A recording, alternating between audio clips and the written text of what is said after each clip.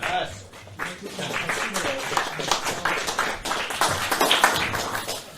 Thank you, everybody. Thanks for coming. Today, Reform UK will unveil our 5-point plan to save our British pubs. Now, we always say in Reform, you'll hear Nigel say it many times, that every pub is a parliament.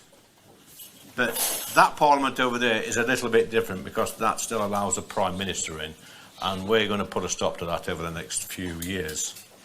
A pub is not just a place that sells beer. My local pub is a pub called the Dog House in Kirkby in Ashfield.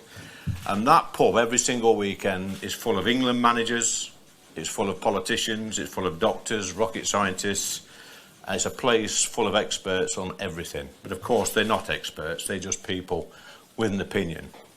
I even have a friend who sits in the pub every Sunday. He tells tall stories. He drinks loads of beer, he makes us laugh, and we go out with our ribs aching. It's absolutely brilliant. At one stage, he was telling 4 lies a minute. He should be a politician. My local pub is also a place where people can go and seek comfort if something traumatic has happened in their life, because our pubs are full of counsellors as well, not trained psychiatrists or counsellors, but just genuine people, salt of the earth people who are always there to lend a helping ear or a helping hand and listen to you and provide that extra support. And pubs in our country raise over £100 million a year for charities. That equates to £1.4 billion over 10 years. And our pub goers are being hammered by the Exchequer with taxes on the pints they drink. But at the same time, they are raising hundreds of millions of pounds for our charities. In fact, pubs are a place where people from all walks of life can go, express their opinions on whatever subject they wish, whilst having a few drinks. It doesn't matter who you are or where you're from, you can walk into most pubs in our country, have a few pints, have a conversation with friends or strangers, and those strangers might become friends. Now, I'm old enough to remember having a best side and a tap room in our pubs. I don't know what you call them down here, we call them best sides and tap room. The best side would be for married couples, courting couples, the like, and the tap room would be a place where the miners and retired miners would have a few pints. They'd smoke, they'd argue, they'd play darts and use some colourful language from time to time, and there might be the odd bit of a disagreement, but it is what it is, or it was what it was. There'd be a bloke sat in the corner with his big book taking bets, watching the TV, the horse racing. And you might have seen a couple of pheasants or a couple of dead rabbits on the table. That's what the pubs was like. Pubs were a place where we went after a hard week at work to unwind and socialise. And on a Sunday you might even play football for your local football team. Now, it might not sound like much to the Prosecco drinkers in Westminster, but our pub culture has helped shape our country over many years, if not centuries. Where else in the world would you go to a pub to celebrate a birthday, a wedding, a birth, and then attend a wake in the same room? It's the same pub, it's the same people, it's the same drinks. Our breweries all over the country employed thousands, if not hundreds of thousands of people. In Nottinghamshire we had Mansfield Brewery, Home Ales, Kimberley Ales and Shipston's, all within 10 miles of each other. They're all gone, along with tens of thousands of jobs, after what successive governments have done to them. Pubs are one of the great British traditions. Wherever you go in the world, there are British pubs. You might go to America or Singapore, wherever, there'll be a red line there. And these are packed to the rafters with expats and locals who love the feel of a great British pub. Reform UK will stop the rot, not just for pubs, but for the whole hospitality sector as well. The 5-point plan. I want to go through it briefly. Number 1, reduce VAT to 10% for the hospitality sector. This is something that every single landlord I speak to asks for. This will create a much fairer playing field between hospitality and the supermarkets. Number 2, scrap the employer national insurance increase for hospitality businesses. Rachel Reeves's budget in the autumn of 2024 added £1 billion to the costs of our hospitality industry, and it's made it much more difficult for young people to get into work. And when you consider for a lot of young people, a pub is their first job.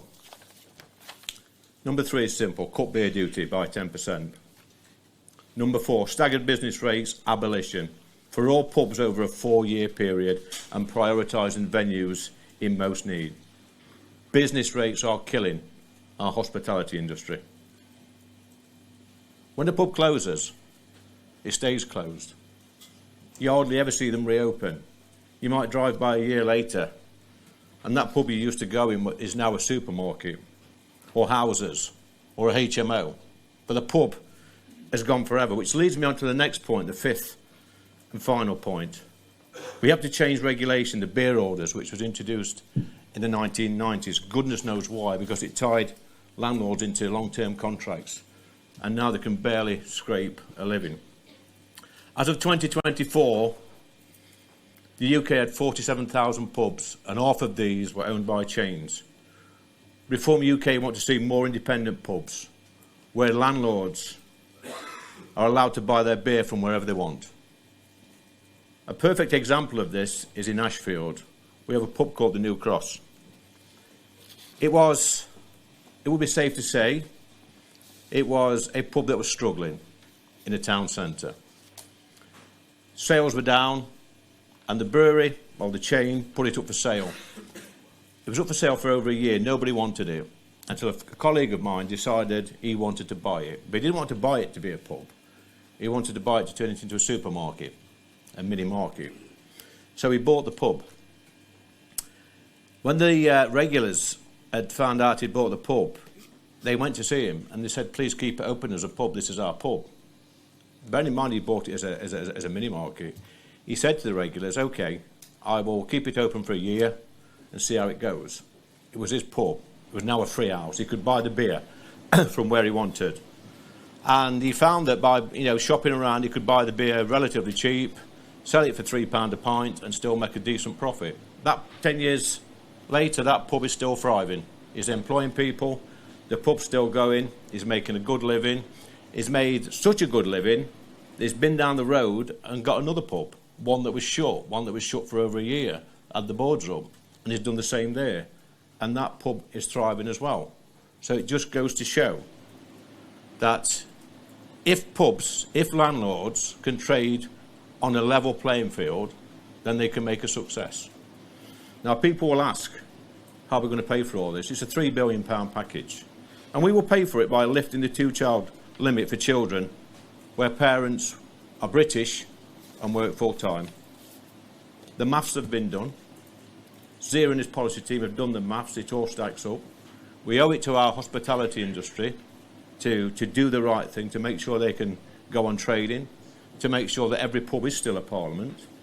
And I want to lead you on to somebody now who's going to speak a little bit more on this subject. It's a man who would probably describe himself as a moderate to light drinker.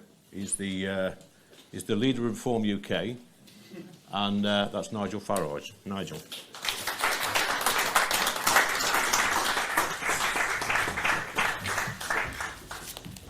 I'll sit down there, Nigel. Moderate drinker. Very kind of you, Lee.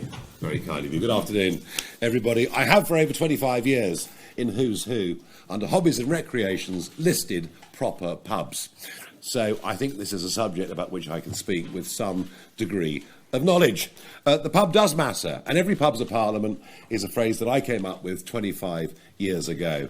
Amazing how in a pub you can have a firm opinion, and someone says, well, hang on a second. If you looked at it like this, and you might change your view by 180 degrees. What is happening to our pubs, what is happening to our hospitality sector is little short of a disaster. They're on the edge of falling off a cliff. It's serious. It's very, very serious. And it isn't just the Reeves budgets. Of course, this does go back to swingeing increases in beer duty that happened especially in Jeremy Hunt's time.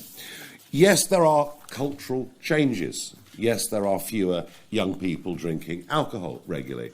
But they're drinking other brands. They're drinking low alcohol. They're drinking zero alcohol. And there is little doubt that certainly in small town, small village Britain, when pubs close, it is a social disaster for the community.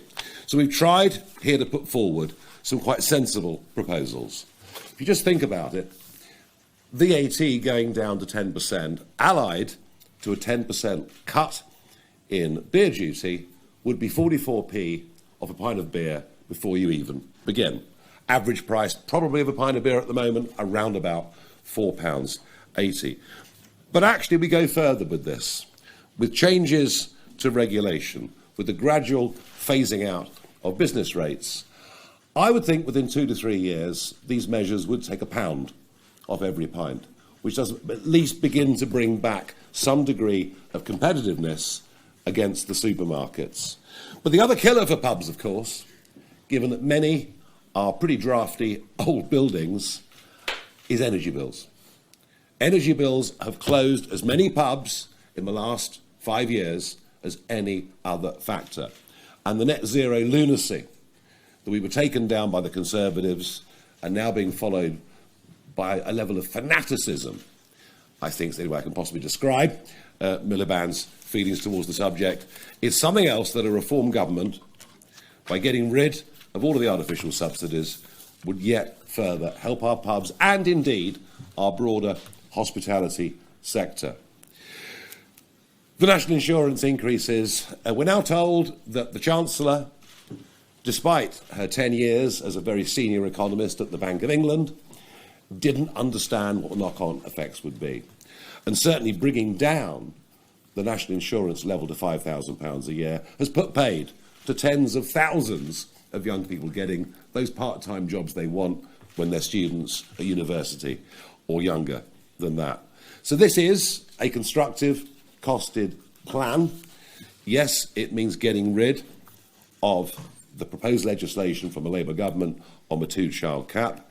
It is reducing the benefits bill in favour of encouraging private enterprise and jobs and wealth creation. And that, I think, is perhaps a snapshot of what you'll see more broadly in terms of economic policy coming out of reform over the course of the next months and years.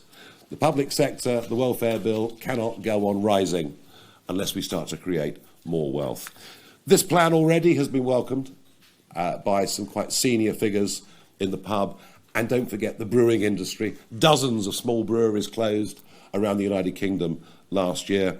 And if we can keep more pubs open, it will be a social good for the United Kingdom. Now, I've got a list of questions here. I suspect that pubs won't be the only item on the agenda today. I could be wrong, of course. Let's start with Ben Wright from the BBC. Thank you. Is there a microphone? There is. Sorry, Thank you very much, Mr. Farage. Yes, on the story of the day, Lord Mandelson, the government say that they want to introduce legislation to strip him of his title, to remove him from the Lords. What do you think about that? Will reforms support it? And moves more broadly to remove miscreant peers from the House of Lords? And secondly, why should taxpayers subsidise failing pubs because people are drinking less? Well, it wouldn't be taxpayers subsidising it directly, would it? I mean, reducing taxation is not a subsidy. Tax is a tax. What we're doing is reducing the welfare bill in order to create private enterprise, jobs, wealth creation, people paying more tax, let alone the social benefits from it. As I understand it, the last time that titles were removed by Act of Parliament was around about the time of the First World War, when there were some supporting the other side. To me, getting rid of his title as Lord and one or two other miscreant peers, fine. But it's not the issue of the day. It absolutely is not the issue of the day. The issue of the day is that not only did this man breach cabinet confidentiality, but he leaked highly market-sensitive information. Let me tell you, when I was in the European Parliament and I was talking about the bond spreads, the width of bond spreads between Greece, Italy and Germany, when those bailouts happened, there was a massive, immediate market shift. I watched it. It was huge. Anybody that had that information, that had access to money and funds of the kind that Epstein did, well, if he made tens of millions out of it, he was lax.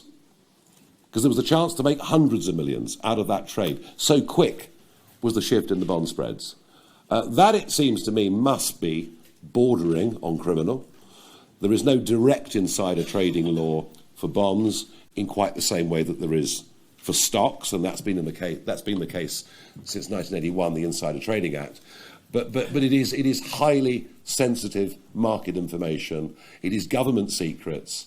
I also wonder whether, in emails to Epstein, he talked about the security apparatus that exists underneath number 10 and at the heart of Whitehall. That is information that is of national security importance. And so I think there is reason to ask the question whether Mandelson has not broken the Official Secrets Act. And I'd like to know whether Lord Hermer will be happy and satisfied for a prosecution to proceed on that basis. I think it's that serious. So, fine, talk about removing the title, but that really is, I think, a very small part of something that is much bigger, much more serious, and I'm not even sure that we know the full story yet. By the way, my name was mentioned 37 times in the files, but just to repeat, I never met Epstein and I didn't go to the island. OK, let's go on to Catherine Forster, GB News. Thank you. Catherine Forster, GB News. On Mandelson, again, the Prime Minister says that he has let his country down. How would you describe all of the behaviour that he's taken part in that we now know of? And the actions that the Prime Minister is now taking, are they going to be sufficient for getting him and number 10 out of trouble on this? No, I don't think they are. I mean, look, the warnings were there, weren't they? The warnings were there. We go back to the mortgage. We go back to the Hinduja passport application. We go back at a time when he was Trade Minister and when the only part of the world that charged tariffs on base metals were the European Union with its 7% import tax on aluminium coming, in this case, out of Russia. And there he is on Deripaska's yacht shortly before the tariffs change. I mean, how many more warnings? How many more warnings did the Prime Minister, or indeed Morgan McSweeney, need?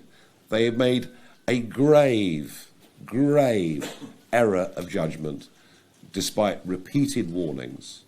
And, this all comes at a time when you've got a Labour MP who's been sentenced to another 4 years in prison by a foreign court, a Labour MP arrested again and charged on some incredibly serious crimes. And, in politics, you will always get the odd bad apple in a political party. But it would appear that in the case right now of this Prime Minister and his Chief of Staff, their errors of judgment, partly their errors of judgment, have led now to case after case after case. Difficult for somebody who was already the most unpopular Prime Minister in living memory. This deals yet a further blow. And so I still stick to the view that after May the 7th, when you see in Wales, for example, Labour that's dominated the place, going right back to Keir Starmer's time, very difficult for me to think that Starmer will survive the summer if he even gets through to May the 7th.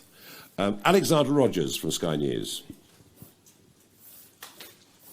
Nigel Farage, if you were Keir Starmer dealing with these latest revelations from Peter Mandelson, who would you blame for his appointment? And should someone lose their job over this, and if so, who? Well, it's always the bloke at the top in the end that has to take responsibility, even if it's not his or her fault. I mean, that's just the way it works in business, in politics. Obviously, we don't know what the MI6 report that the Prime Minister received, or did he receive, did he ask for it before the appointment as ambassador to America. We don't know the details of that. But ultimately, I would have thought that the Labour backbenchers, who are moving quite rapidly to the left in terms of their centre of gravity, will be demanding that McSweeney goes within the next few days. Perhaps it'll take a week. And you'll know, as soon as McSweeney goes, that Starmer won't last long afterwards. That would be my take and my judgment. Ultimately, given, as I said a moment ago, all the previous warnings about Mandelson's behaviour, it is a grave error of judgment on behalf of the Prime Minister. And I think that's inescapable now. OK, let's move on to Francis Reid, Channel 4. Thank you. Francis Reid, Channel 4 News. Mr Farage, in an email exchange in the latest Epstein files, Steve Bannon reveals that he is an advisor to the AFD, Orban, Salvini and you. Do you think that's an accurate description of your relationship with him? That's the first question. And secondly, the government has said there's a broader need for the House of Lords to be able to swiftly remove transgressors. What does that look like under you? What would you do about it? Yeah, look, clearly it's very outdated that we have to go back to the First World War to see the time that this particular piece of legislation was enacted. There ought to be a swifter, easier, quicker way to remove peers of their title if they've been found guilty and sent to prison, for argument's sake. So, yeah, constitutionally, perhaps something needs to change, but I repeat the point. I don't think it's the main issue of the day. Whether someone's called Lord this or not doesn't, frankly, compared to the gravity of what we're talking about, I don't think it really matters. I've known Steve Bannon since 2012 or 13, I can't remember. Probably 2012, I think, and he attended an event I spoke at in East Anglia. I've met him many times since, including when he was in the West Wing, in the first Trump, briefly in the West Wing, in the first Trump term. I know Steve, I listen to Steve, I agree with Steve sometimes, I disagree fundamentally with Steve at other times. I always listen to what he says, as indeed does a lot of the Conservative movement. But this period in 2018 was he sort of saw himself as the granddaddy of the populist wave across Europe. But we've never had any formal engagement or relationship of any kind. I mean, frankly, somebody I meet in a pub, let's bring it back to pub, shall we? Someone I meet in a pub can give me a suggestion and go say that they've acted as an advisor to me. So I wouldn't take it any more seriously than that. But, he's not somebody, whether you like him or not, he's not someone to be underestimated. Let us go to Rhys Williams, ITV News.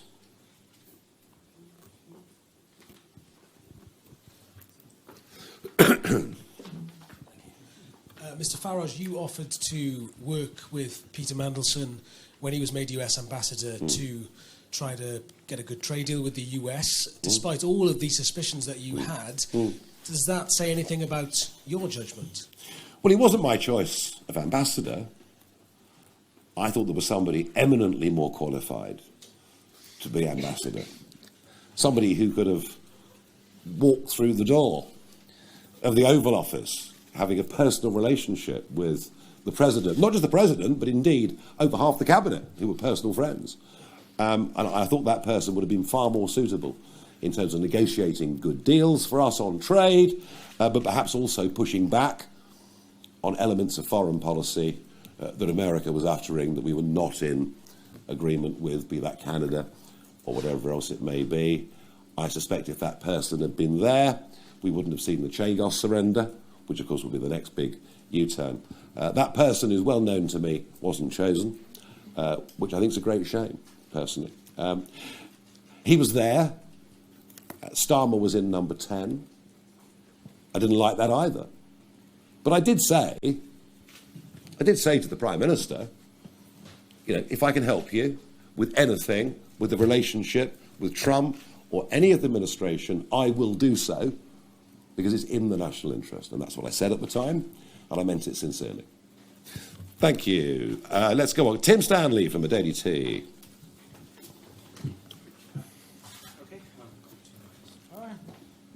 Hi, hello. Nigel, our readers will be delighted by everything you've said about pubs this afternoon. Thank you so much, because we've been running the Save Our Pubs campaign. It's great stuff, but I'm going to have to ask you about Mandy. I'm sorry. I thought it was all about pubs today. It's so disappointing. It really is. First question, picking up on what you said about all the warnings were there with Mandelson. He'd been in government twice before and sacked, still hired by Gordon Brown, still then hired by Keir Starmer. How do you account for Peter Mandelson constantly returning to Labour and working for it? How can you explain the strange appeal of this man? And second question, Andrew Mountbatten Windsor has just been reported to the police for alleged sex trafficking. Do you think that's an appropriate course of action? I think for the royal family, what started off as an embarrassment is rapidly turning into a disaster. And perhaps it's the biggest scandal to engulf the royals since 1936. Very, very serious. Look, you know, the only answer I can give you to your specific question is if that is a valid, if there is a genuine justification for making that complaint and it's not vexatious, there is no reason why his treatment by the law should not be exactly the same as all the rest of us. And I think the country would agree with that absolutely overwhelmingly. But yes, I mean, the King has acted relatively quickly on all of this, and thank goodness, frankly, that he did. As to whether much more is going to come out, I mean, just who knows? Mandelson, what's the appeal? You know, how is it that he sort of says, look into my eyes, I want to be back in the cabinet, I want to be ambassador? He's very articulate, he's highly intelligent, he's incredibly well briefed, probably the best networker in Westminster in the last 30 years. There isn't a telephone number of note that somehow isn't on Mandy's list, and I think he's able, when he talks to people, to give them the impression that he knows more about what's happening in the world, more about any particular subject than perhaps anybody else they can appoint. So, and the funny thing is, it's not all a con job. It's not all bull. He genuinely is incredibly well briefed. I mean, I watched him as Trade Commissioner, and yes, he was on Deripaska's yacht, but the actual subject, the brief, even at his hearing, I'd never heard anybody as impressive in all my 20 years in the European Parliament. You know, the guy is very, very bright, but clearly has a taste for money and has a taste for bad company. So, yeah, there is this sort of almost bewitching appeal. But, you know, you can forgive a friend, you can forgive a family member, you can forgive a party colleague one big mistake in their lives, and we all do it. And actually, in the spirit of Christian forgiveness, we should do it. But if we start trusting repeat offenders, they're not the idiots we are. Thank you. Let us move on to Christian, Calgary Express. Hello. So I think you might be right about the frothy issue of the peerage, but on the issue of Keir Starmer and Morgan McSweeney's judgment, we believe that tomorrow the Conservatives will use an opposition day motion to try and force the government to publish any vetting and advice that they gathered. Some Labour MPs reportedly thinking of backing that motion. Would you and your MPs look at backing that motion? And on the issue of pubs, would you say that morally a reform government would be almost sort of pro-booze in a way that other governments have failed to be? That's a very tough question for me to defend, isn't it, really? Although Lee did introduce me as a moderate to light drinker. It's all about definitions, I suppose, isn't it? Although I think the World Health Organization now say that the safe alcohol limit is 0, which is yet another reason for leaving the WHO as quickly as we possibly can. I think that would be a very, very good idea.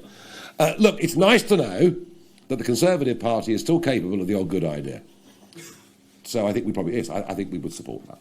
Yeah. I mean, you know, I mentioned this earlier on. You know, what was the advice? What did come back from MI6 or whoever it was? Was the job done properly? Did they just decide to rush it through? I mean, clearly Morgan McSweeney is very, very much as tied into this as the Prime Minister. Hence my speculation that if more and more comes out and it gets worse and worse, Starmer will make McSweeney the sacrificial lamb, which in the end will seal his own fate as well. Lucky Andy Burnham's not standing in the by-election, isn't it? OK, we've got some more questions. We've got Claire Ellicott from the Daily Mail.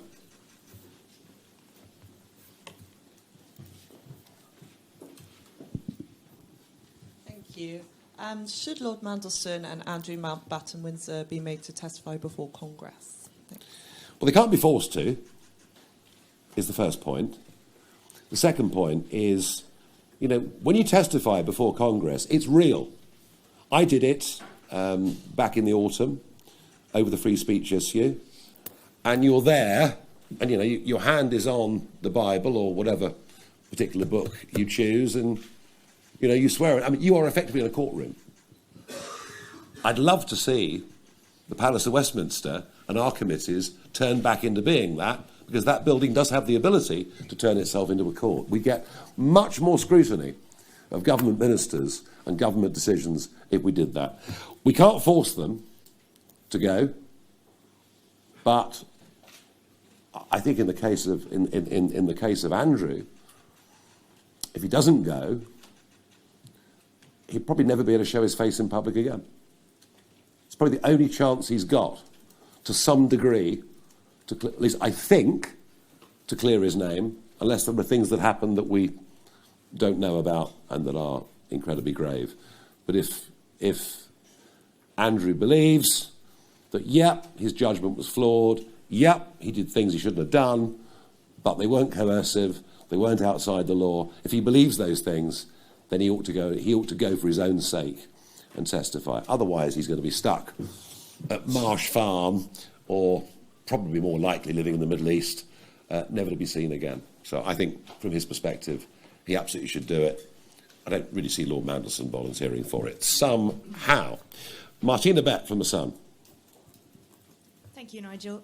I wanted to ask you about the plan that you've announced today. Your numbers rely on getting 2/3 billion from the two-child limit, but that saving only works if every family behaves exactly the way you want them to behave. So what evidence have you got that this will actually produce any savings? And secondly, your flagship Doge unit at Kent County Council, designed to uncover waste, has failed to uncover any major savings. Are you still committed to a Doge unit if in government, and confident that it will, will show all the savings that you promised? So the removal of the two-child cap, which will go in the majority to unemployed people, which will go in large part to foreign-born nationals. This is money that we are about to give, and by not giving it, we save it. Do you see what I mean? It's not as if we have to claw it back. We're just not going to, we just wouldn't give it in the first place.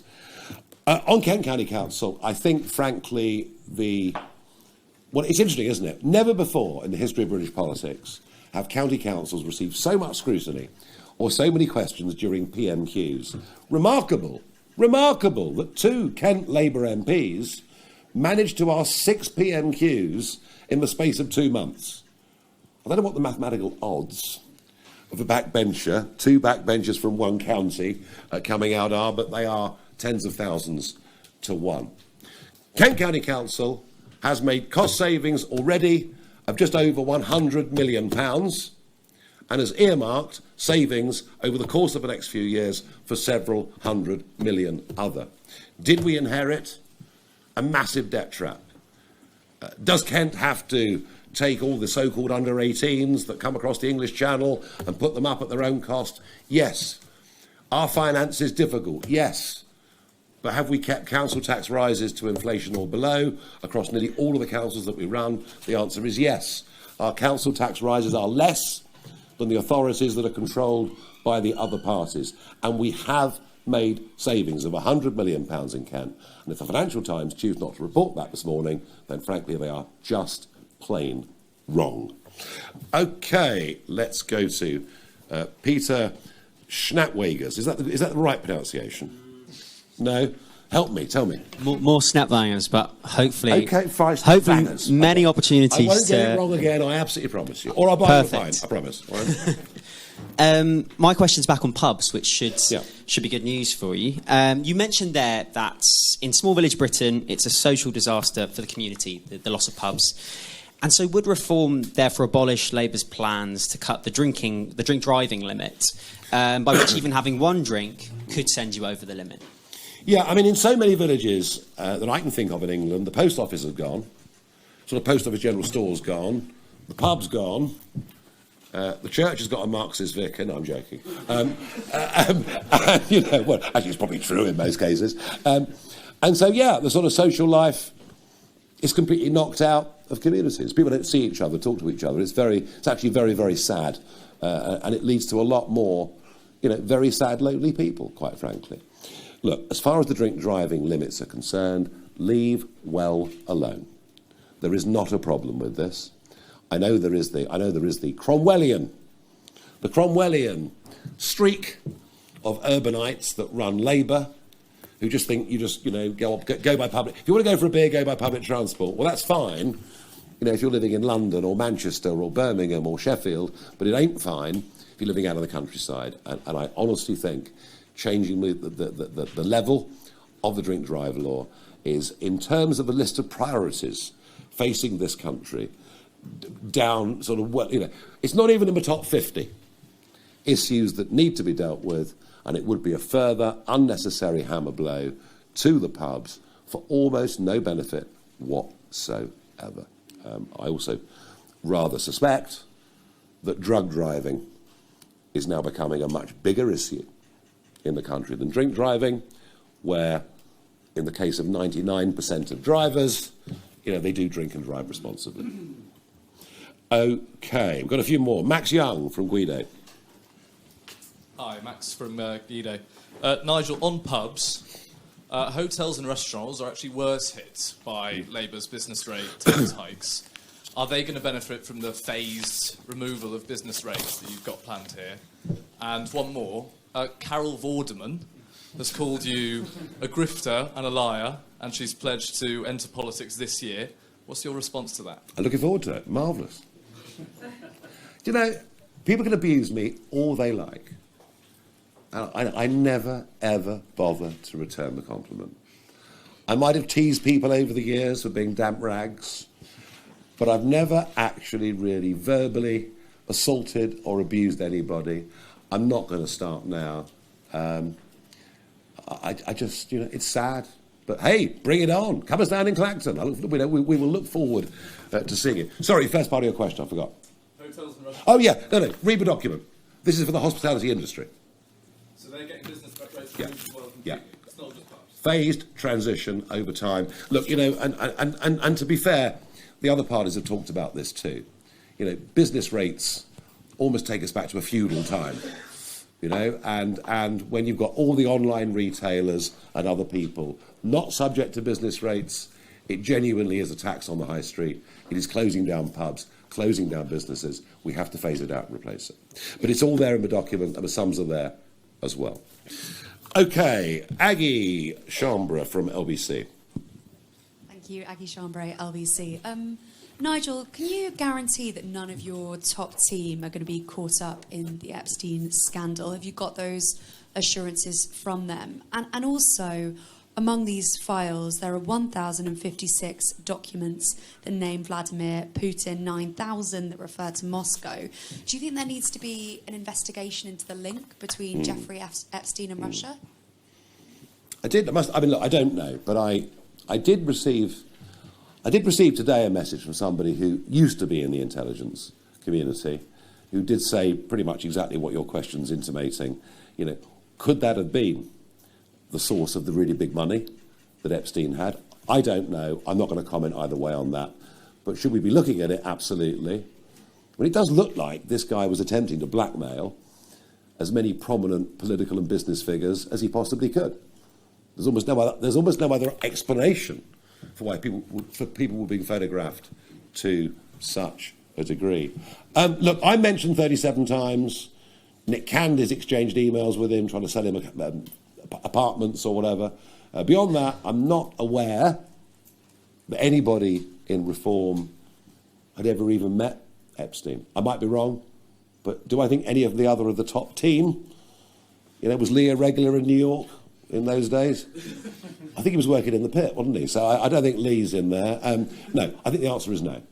The answer is no. Nick and I mentioned in both cases many times. Beyond that, I don't think anybody is even mentioned in any way at all. Let's go on to Samara Gill from Talk TV. Jeremy Clarkson, a pub owner, he wrote a very scathing piece in The Sun this weekend saying that reform sounds great until you ask what they actually do beyond stopping the boats. He also said that voters don't know what they're signing up for. So can you name one policy on health, education or transport that would be measurably better after your first year in power, and tell us how voters would notice the difference? Hello, Jeremy. Here we are. I'll put a copy in the post to you. I've not been to your pub yet. I trust I'm not banned, along with all the Labour MPs. There you are. There you are. And actually, what he's saying is wrong. Wrong. We've been unveiling new names, new faces. We've been unveiling policies for the last 6 or 8 months, actually in considerable quantity. Now, I mean, of course, the trouble is, you know, he's surrounded, isn't he, by the Chipping Norton set, the sort of Cameron set, and you name it, and no doubt they're feeding this stuff into his ear. Look, he's very, very busy doing his farming and other things. And by the way, I think what he's done for farming is fantastic. I think he's woken the country up to how blooming difficult actually being a farmer is. So I can tell you, Jeremy, there's a constructive plan for pubs that also cuts the welfare bill. I'm sure he will approve thoroughly of that. And you can tell him we're working very, very hard on a proper agricultural policy as well. So I think perhaps he'd be reassured. Just spend less time with David Cameron would be my advice. Nina Lloyd from the Press Association. Thank you. On the pubs plan, if you won the next election, how quickly would you take this step of cutting VAT for hospitality? Would that be in the first year, in the first budget? And secondly, the leader of the Green Party, Zach Polansky, has said today that he wants a leader to lead a debate with you. Are you going to take him up on that? No, I generally find if you pick a fight with a chimney sweep, you get covered in soot. So I might just leave that alone for the moment. And that's the nearest to an insult I'll ever come, all right? But, you know, he's got a fan club, all the heroin smokers and everything. I think he's absolutely marvellous, you know. I mean, jolly good. Look, if the next election doesn't happen until 2029, I mean, goodness knows how many pubs, how many restaurants, how many small B&Bs, hotels will have closed.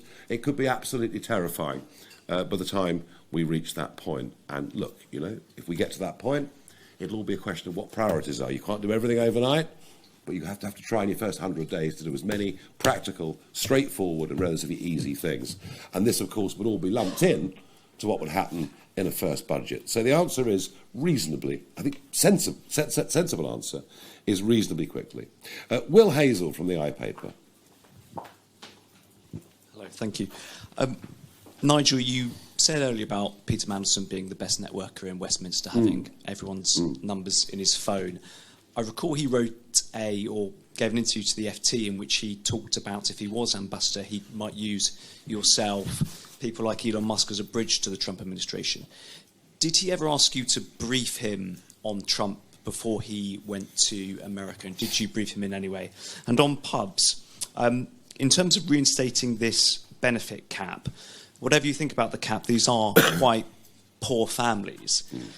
Do you think it's the right look for reform to be stopping those families from getting additional benefit income to cut the price of a pint? You can argue, well, it's not just to cut the price of a pint, is it? It's actually to revivify private enterprise, you know, to get more people back in work, whether it's part-time or full-time, to get the productive part of the economy going, which in turn, of course, leads to people paying more tax. So, yes. And look, we cannot... You can make arguments to give benefits to everybody for everything. But we're in a situation with an exploding, ballooning welfare budget. And I mean, this is one area of it, and obviously the other one is the mental health area, you know, where you can go on benefits for having mild anxiety. I have it every day. I mean, there are things in life we have to cope with. And we're bringing kids up to believe that the normal ups and downs of life are now suddenly terrible traumas. And we're massively overdiagnosing kids with PTSD and many other things. So this is part of that plan. You know, we can't stand aside and keep penalising those in work, keep penalising those running businesses or acting as sole traders in favour of, and yes, we're compassionate, but in favour of the non-productive side of the economy. Funny enough, I was at the embassy in Washington the night before Peter Mandelson resigned. So I was just about the last person that saw him before he resigned. That is pure coincidence. I had nothing to do with it whatsoever. No, they never asked for my advice in any way at all. They didn't. And it was even more bizarre. You know, if you go back to November 16, you know, Number 10 didn't even have a phone number for Trump. They didn't even know how to contact him. And I'd spent an hour with him, you know, 2 days after he was elected. You would have thought, wouldn't you, that the government at the time would have called me in for a cup of tea and a debrief in the national interest? Nothing like that. But then such is the contempt for me that comes from the British establishment that they don't think there's anything I've got to say that's of any interest at all, even though I would argue, certainly back then, it would have been in the national interest. So no, my help wasn't sought. But I would, as I said earlier, gladly have given it, because it would have been in my national interest. Right, just a couple more. Well, Lucy White from Bloomberg. Thanks very much. If I could ask about the Steve Bannon messages that we were spoken about earlier. Steve Bannon implies in the messages that you, by being an advisor to you, he might be able to stop the UK publishing any or legislating for any changes in crypto legislation that the US might not want. Why do you think he might have had that impression? And is that why your crypto policy is one of the first things out of the block? No, and if I've been very, I'm sorry, just take that, really important. You know, I've been one of the few public advocates saying, and you can go back and see my public pronouncements on this way, way back, that cryptocurrency, blockchain is here and it's here to stay. And it will attract a following, especially among the sort of libertarian community. And frankly, since my debanking, I totally and absolutely understand why many people want to have their own control over their own money outside of the main institution. So for a long, long time, I've said that this is something that is here to stay. You know, in Miami now, you can buy everything from a Starbucks coffee to a Ferrari using Bitcoin. You know, the ATMs are now nearly all Bitcoin ATMs in Miami. Believe me, it's coming here. And yes, it's a volatile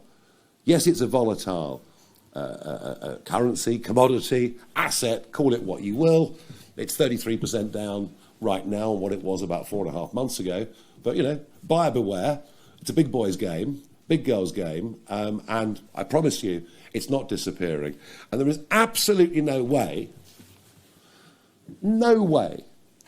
that Steve Bannon or Elon Musk or anybody has any influence over the decisions I make and the actions I take. I can't be bribed, I can't be bullied, I never have been, I never will be. And I think you'll find that the bust up with Elon Musk this time last year proved that. Second question. Just ask the second part of the question as well, thank you.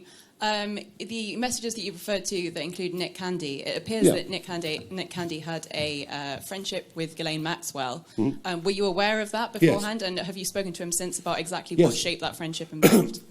He'd known her for many, many, many years. Many, many, many years. He did say a few things about her.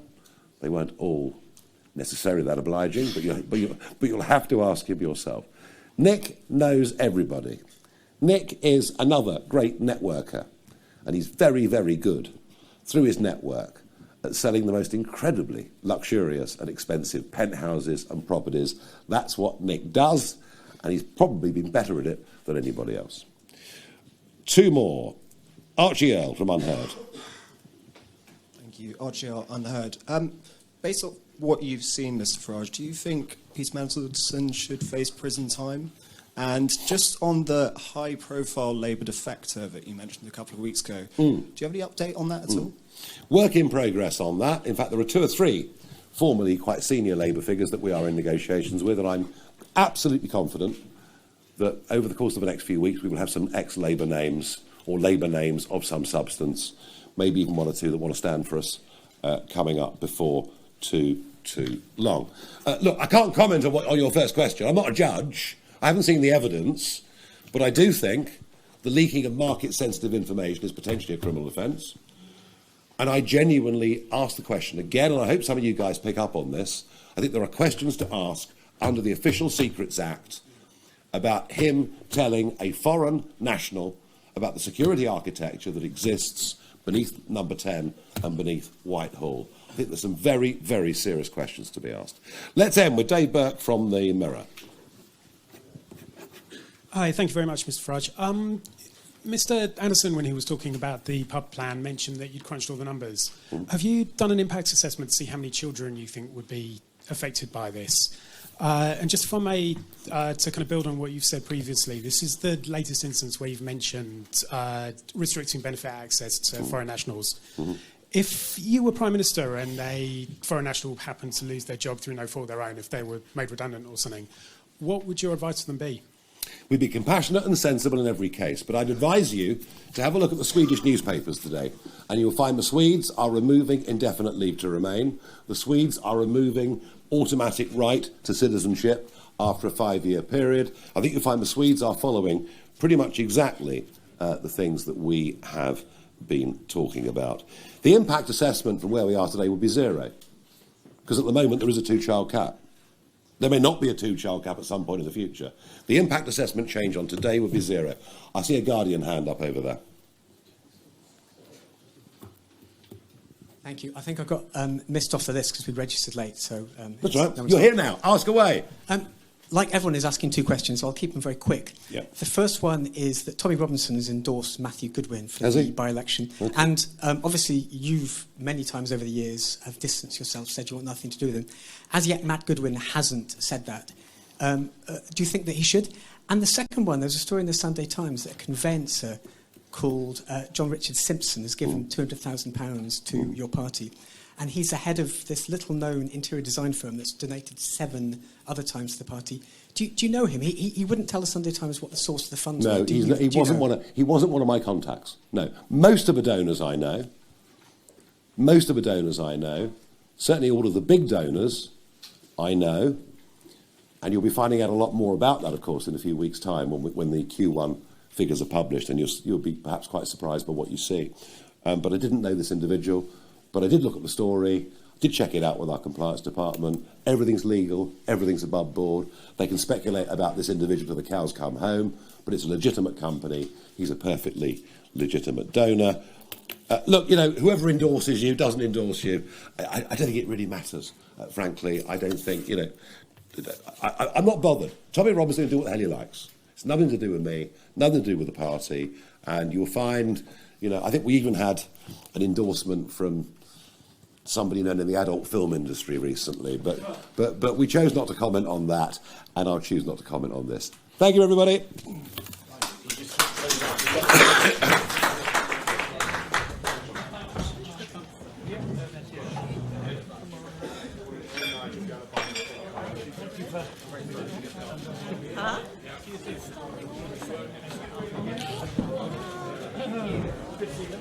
You too. Yeah, it